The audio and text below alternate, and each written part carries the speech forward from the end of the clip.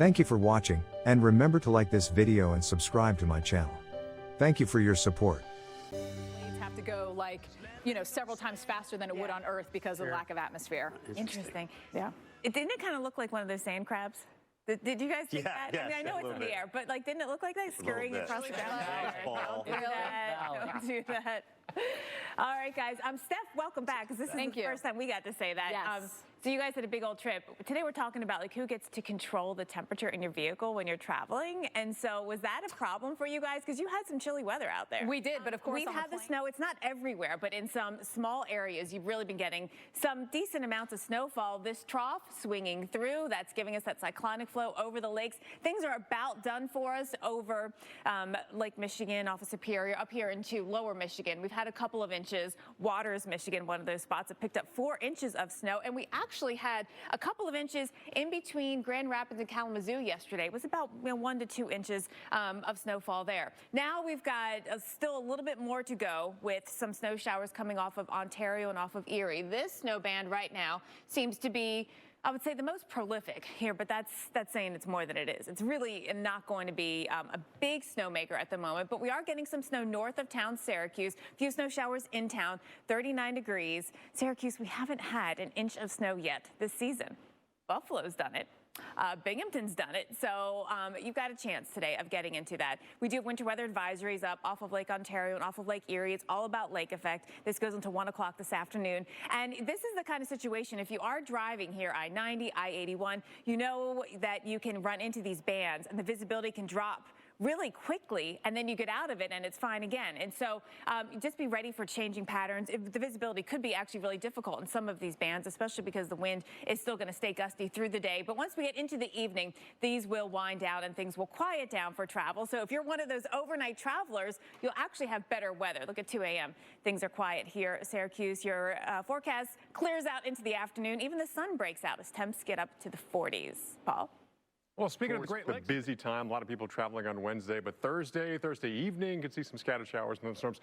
Some of the big travel kind of secrets is to travel on Thanksgiving Day. Yes. Some bargains and very empty airports. I mean, that's going to be nice, right? Go early, too. You can still get there in time for dinner. You will run into some potential turbulence because the thunderstorms building up. We see throughout Texas, into the Mississippi Valley, really on Wednesday afternoon, evening, some storms firing up. Yeah, Thursday morning, more scattered showers all across the south, and this is definitely maybe with some colder air as well. Can't rule out some snowflakes out towards the Panhandle. Yeah, I mean, there's going to be a lot of changes with this next front. Ahead of it, we'll see showers and storms last until Thursday, and then behind it, temps really do cool down as well. Let's head east to Shreveport, kind of northwestern Louisiana. We could see some rain showers getting more numerous as we head from Wednesday evening right on through Thanksgiving evening. Yeah, so that stinks. If you're planning on frying your turkey outside, then you might need to find an inside option. Jackson, Mississippi, we've got rain in our forecast Thursday night, Friday night here. It's going to be a good stretch for some movies, Weather Channel, whatever you got. There's some great college football and pro football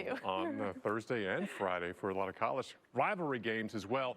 Friday morning, the rain showers stick around. This is not going to be an entire washout, especially across the I-35 corridor, but we might see some showers lingering as the sun comes up. Then should be drier throughout the day. And what this means for us in New Orleans is that you have most of your Thanksgiving dry, warm, temps in the 70s, and then the rain comes in and sticks around getting into the weekend. But you should be asleep by then, with the trip. Right, exactly. Sleep for 2 days, you'll be fine. Miss the rain. Out there, we've got temps this morning, which have really cooled down for a lot of us. I mean, we had temps yesterday in the 70s, all the way through the Northeast. What a gift, right? Now this morning, temps are in the 40s and 30s, and then you jump back to the Midwest. We got a lot of 20s out there this morning. Chicago into Minneapolis. Closer look, you can see Sioux Falls, we're down to 33, Bismarck 22. You have temps in a few spots like North Platte and Rapid City. We've bottomed down at freezing or below, and it's not unusual to do that, right? It's just that we've had so many mild days and mild overnights. Now with our jet stream hanging out right here, and we'll get another smaller dip in it this weekend. We get some reinforcements when it comes to the cooler temps. So pack for the cooler side of things here as you look and plan ahead getting into the weekend. Des Moines temps on Saturday morning going to start in the 20s, warming up through the afternoon into the 40s there. We'll get hit some 50s like around Kansas City and St. Louis, but then again through the overnight, you're going to see temps cooling down again and maybe even colder than we've been. We got that next batch of cold air poised to come in as we get Saturday into Sunday.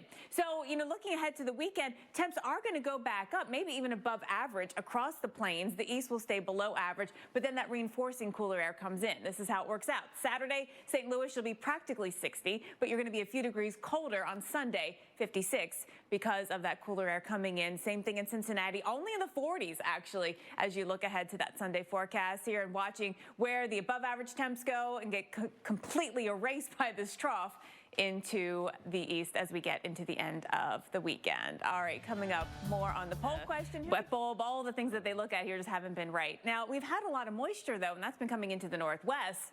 I mean, look at Northwest Washington, Paul. I mean, we've had almost, we got our monthly total in like 2 weeks here. A couple of days, yeah. But it's not just there, also up to British Columbia, so their early ski season looking pretty good. And same thing across the higher elevation passes. Be prepared for winter driving conditions. This pattern will continue. Might have some dry days every now and then, but expect more snow. It's also looking pretty good across the northern Rockies. Yeah, it looks like the Tetons are going to get some good snow there, so getting ready for maybe a foot or more. Here it comes. System that just brought more rain to Seattle. And Seattle, we have not been able to go more than 2 days in a row without rain since September.